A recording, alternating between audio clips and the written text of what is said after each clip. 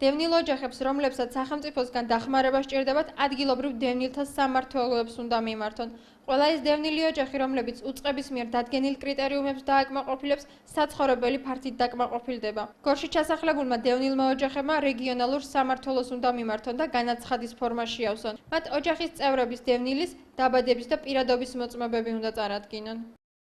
სახელმწიფო 20,000 ლარის ფარგლებში ყიდულობს დევნილთათვის ბინებს.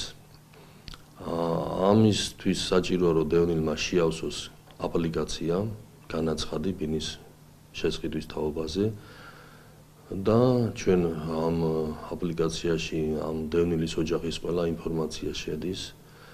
უნდა აკმაყოფილებდეს კრიტერიუმებს, ესა თუ ის ოჯახი, როგორებიც არის მოცემული 320 ბრძანებულებაში 2013 წლის 9 აგვისტოსი.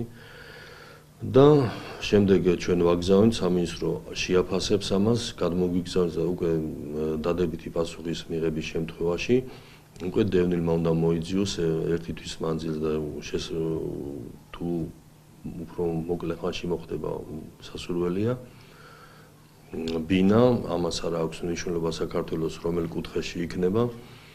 ამაზე მე შემდგომ ლევან სამხარაულის ექსპერტიზის ეროვნული ბიურო დაძდებს დასკვნას ბინის ტექნიკურ მდგომარეობაზე და შეაფასებს ღირებულებას და მხოლოდ ამის შემდეგ მოხდება ამ ბინის შესყიდვა სამინისტროს მიერ და მერე უკვე მოხდება გადაცემა დევნილი ოჯახისთვის. ეს დევნილი ოჯახი არ უნდა იყოს სახელმწიფოსგან დაკმაყოფილებული ბინით ან ფულადი კომპენსაციით და ასევე არ უნდა გააჩნდეს საკუთრებაში საკუთრება. და განიხილავს სამინისტრო შეისწავლეს დეტალურად დაწვრილებით ყველანაირ ინფორმაციას მოიძიებს ამა თუ იმ ოჯახზე და თუ დააკმაყოფილებს კრიტერიუმებს, შემდეგ მოხდება ბინის შესყიდვა ამა თუ იმ ოჯახზე.